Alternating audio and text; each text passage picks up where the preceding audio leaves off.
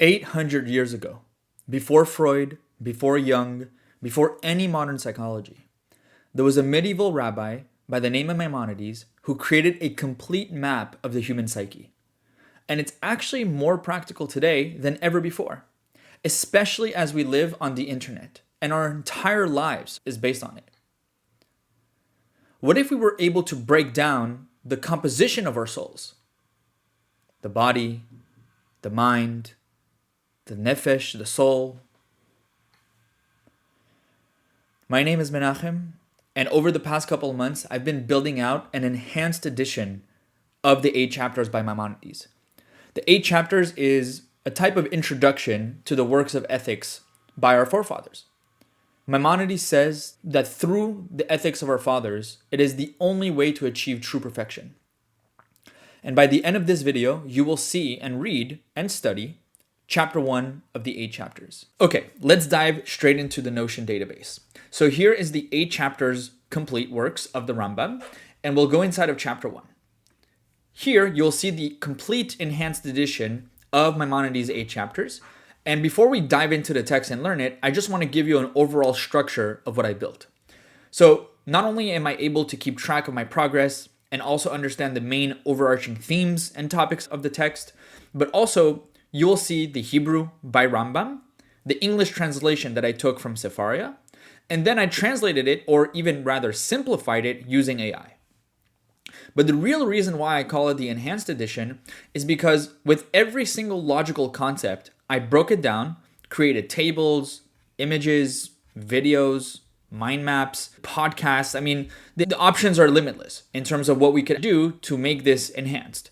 But the whole idea is, of course, to make it more digestible and make it practical, right?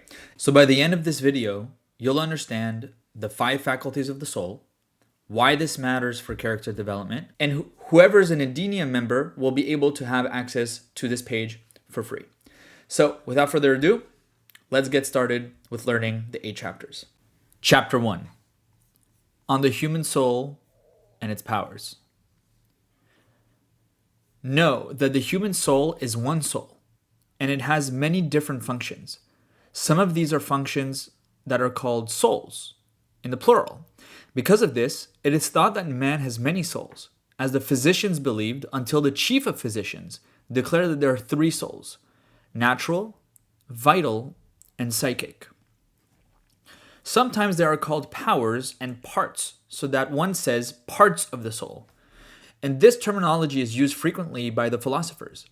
They don't mean by saying parts that the soul divides as physical bodies divides, but rather they enumerate its different functions, which relate to the soul as a whole, like parts relate to a whole that is composed of those parts.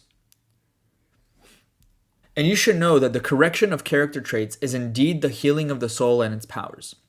And just as the physician who heals bodies must first know the body that he will heal in its entirety, and what the parts of the body are, I mean the human body, that he must know which things will make it sick, and he should distance them from them, and which things would make it healthy, and he should direct him toward them. So too, one who heals the soul and wishes to correct character traits must know the human soul in its entirety, and in its parts, and what makes it sick, and what makes it healthy. For this reason, I say that the parts of the soul are 5: the nutritive, the sensitive, the imaginative, the appetitive, and the rational. And we have already prefaced in this chapter that our discussion is only about the human soul. For the nutritive power that belongs to man is not the nutritive power that belongs to the donkey or the horse. For man is nourished by the nutritive power of the human soul, and the donkey is nourished by the nutritive part of the donkey soul. And indeed, it may be said of all these entities that they are quote-unquote nourished. But this is only sharing the name, not that the matter is identical in essence. And so it may be said of man and animal that they sense, but this is only sharing the name, not that the sensation that is in Reuben is the sensation that is in a horse, nor that the sensation that is in the species is the identical sensation that is in other species.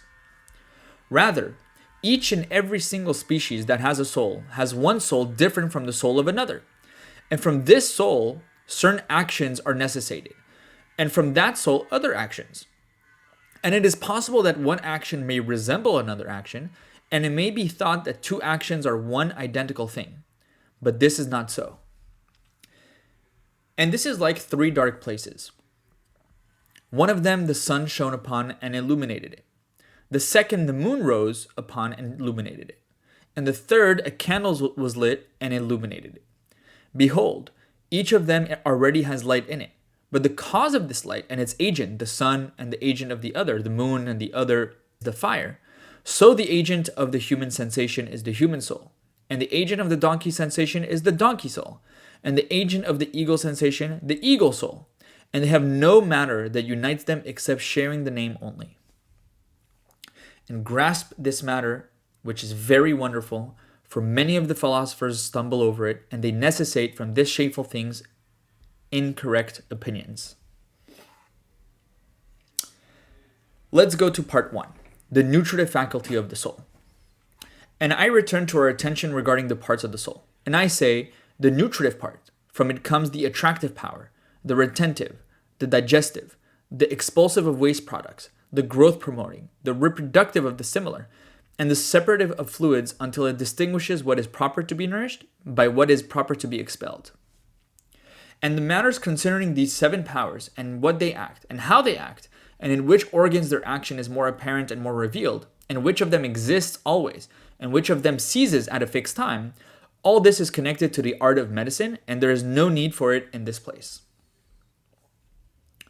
Part 2, the sensitive faculty of the soul.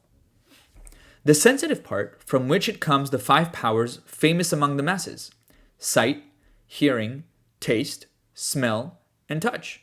And it is found in every surface of the body, and it does not have a specific organ like the 4 other powers. Now this is food for thought.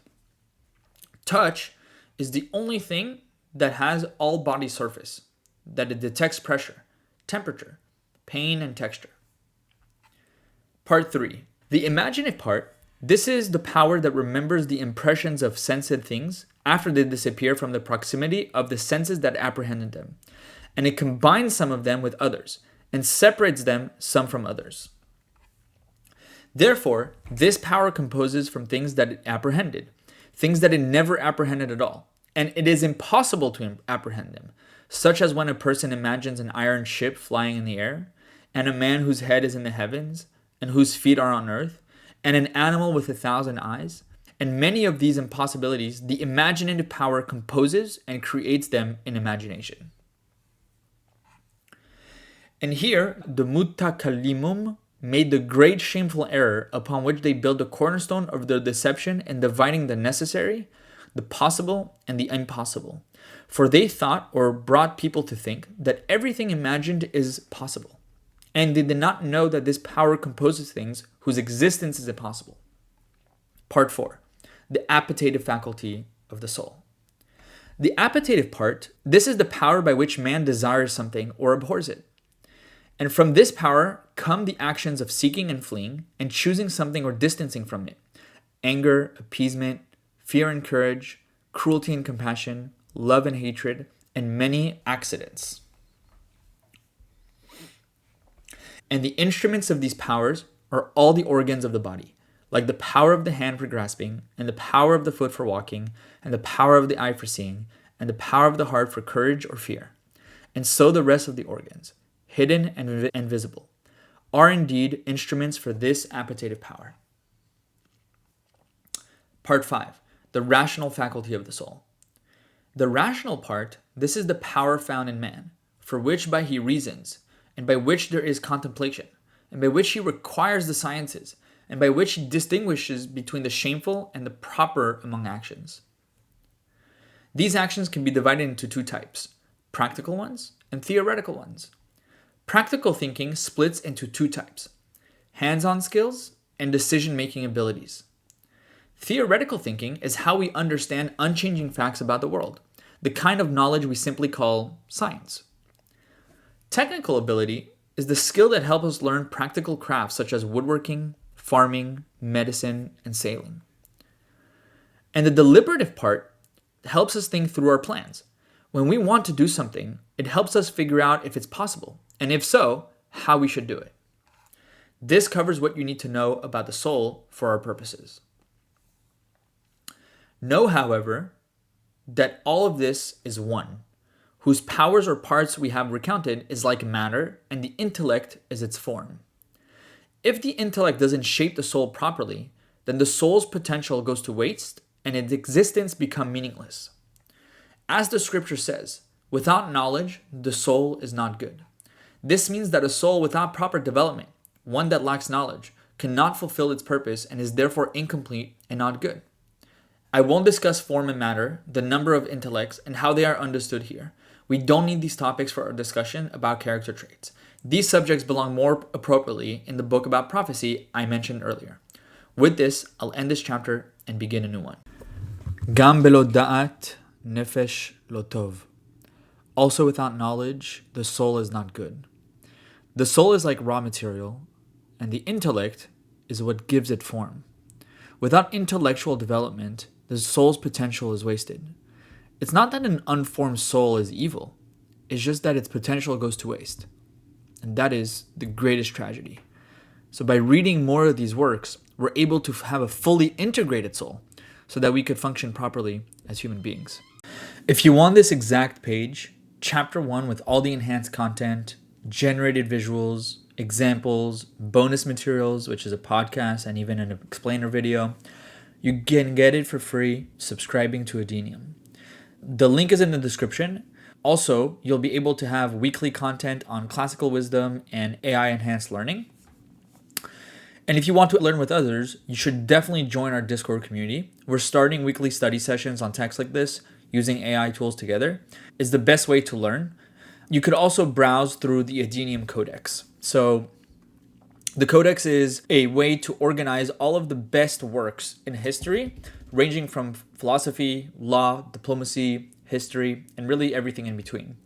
And so if you want to go ahead and read that, you could definitely see the 8 chapters here, where you'll be able to duplicate it. Maybe you could even build your own enhanced edition, or you could just use the one that I have. If you're already using Notion or are interested in helping build a new knowledge system, whether it's for work or maybe your personal lives, I offer personal consultations. Links for everything are in the descriptions below. Okay, next video, chapter 2, on the soul's diseases and their cure.